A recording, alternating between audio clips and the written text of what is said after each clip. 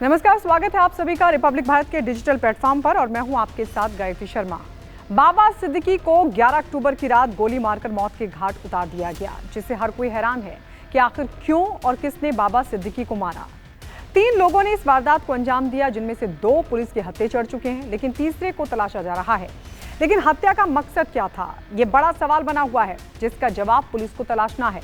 यूं तो महाराष्ट्र की राजनीति की थोड़ी बहुत भी समझ रखने वाले बाबा सिद्दीकी के बारे में जानते ही होंगे, या जो बॉलीवुड से जुड़े हैं या बॉलीवुड की जानकारी रखते हैं उन्हें भी पता होगा कि बाबा सिद्दीकी कौन थे, क्योंकि बाबा सिद्दीकी का नाम महाराष्ट्र की राजनीति में बहुत बड़ा नाम रहा है। तो वहीं बॉलीवुड में भी उनकी खास पहचान रही है।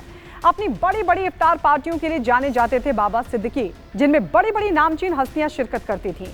बड़े बड़े बॉलीवुड स्टार्स आते थे सिर्फ एक बुलावे पर। चलिए आपको बताते हैं कौन थे बाबा सिद्दीकी, कितना कद था राजनीति में और क्या था रसूख उनका बॉलीवुड में। बाबा सिद्दीकी का जन्म बिहार के पटना में हुआ था। बाबा सिद्दीकी का जन्म अब्दुल रहीम सिद्दीकी और रजिया सिद्दीकी के घर में हुआ था। बाबा सिद्दीकी की शादी शहजीन सिद्दीकी से हुई है। उनके 2 बच्चे हैं, एक बेटी डॉक्टर अर्शिया सिद्दीकी और एक बेटा जिशान सिद्दीकी। बेटा जिशान सिद्दीकी भी विधायक है। बाबा जियाउद्दीन सिद्दीकी महाराष्ट्र में बांद्रा वेस्ट विधानसभा सीट के विधायक थे।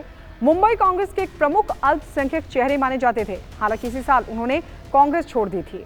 पहले उनके राजनीतिक करियर के बारे में आपको बताते हैं, क्योंकि बाबा सिद्दीकी का राजनीतिक करियर और कद भी कोई छोटा नहीं था।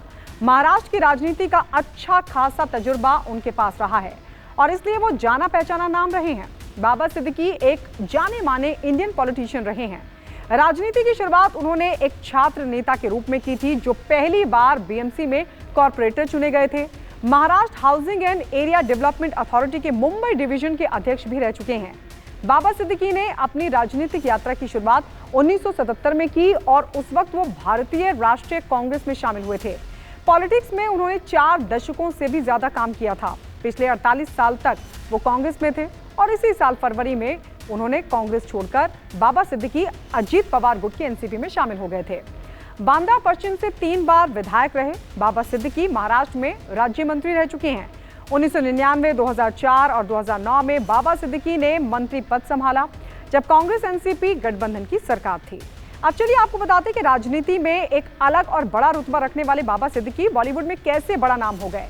ना किसी फिल्म में कोई किरदार निभाया, ना कोई पिक्चर बनाई, लेकिन फिर भी बॉलीवुड की छोटी से लेकर बड़ी तमाम हस्तियों के बीच बाबा सिद्दीकी जाना पहचाना नाम था। और आलम यह था कि बाबा सिद्दीकी की इफ्तार पार्टी में शामिल होना भी एक रसूख की बात हो गई थी।